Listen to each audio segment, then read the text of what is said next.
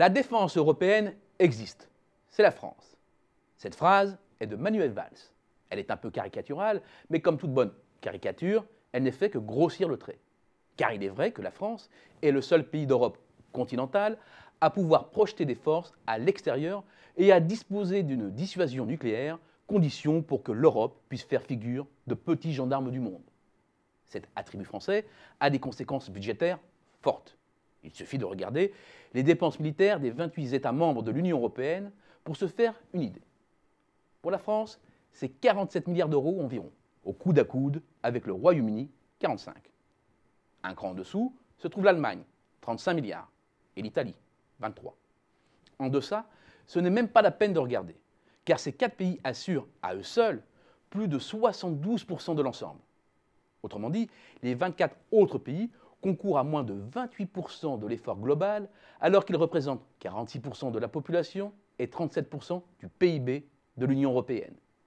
Et si l'on resserre maintenant l'analyse sur les seuls pays disposant d'une capacité de dissuasion et de projection, autrement dit la France et le Royaume-Uni, on constate que cette capacité dont bénéficie l'ensemble de l'espace européen occasionne un surcoût permanent de dépenses militaires de l'ordre de 0,9% du PIB pour la France et de 1,4% du PIB pour le Royaume-Uni, par comparaison aux pays qui n'assument pas ces deux fonctions. Et au-delà de ce surcoût structurel, s'ajoute celui des opérations plus ponctuelles. C'est bien la France qui est actuellement à la pointe du combat contre le terrorisme international, et sur plusieurs fronts depuis 2012. Mali, Syrie, Irak, Sahel, Centrafrique. Et c'est bien le budget français, les contribuables français donc, qui supportent seuls l'effort, un effort sous forte contrainte avec le carcan imposé par le traité de Maastricht. Conséquence, les crédits militaires font partie de l'équation budgétaire, et c'est une variable d'ajustement, notamment depuis la grande récession. C'est là que chaque année, le ministre des Finances et ses services trouvent les quelques centaines de millions, voire même les milliards, qui permettent de réduire le déficit budgétaire. Depuis 2007, le budget de la défense est ainsi contracté de 5% en dollars constants.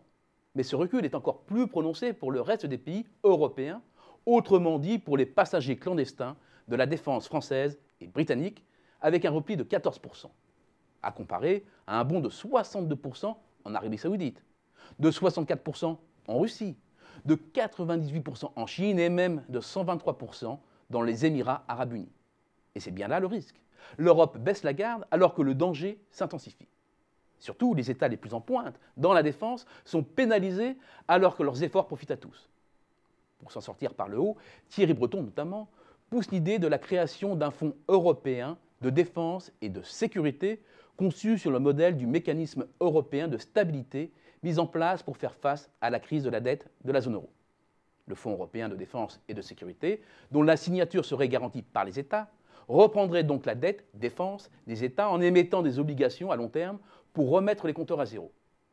Financé par un transfert fiscal des États, le fonds concourrait ensuite chaque année à la moitié des dépenses des pays concernés.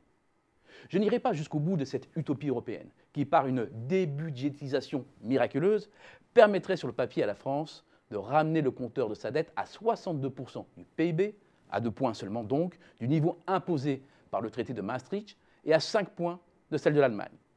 Je préfère simuler ici le principe plus général d'une mutualisation des surcoûts structurels français à échelle européenne et d'une répartition proportionnelle de son financement par les différents pays. Si un tel principe avait été appliqué depuis 1999, la France aurait eu structurellement 0,5 points de PIB de dépenses en moins et l'Allemagne 0,3 points de dépenses en plus. Il ne faut pas se leurrer.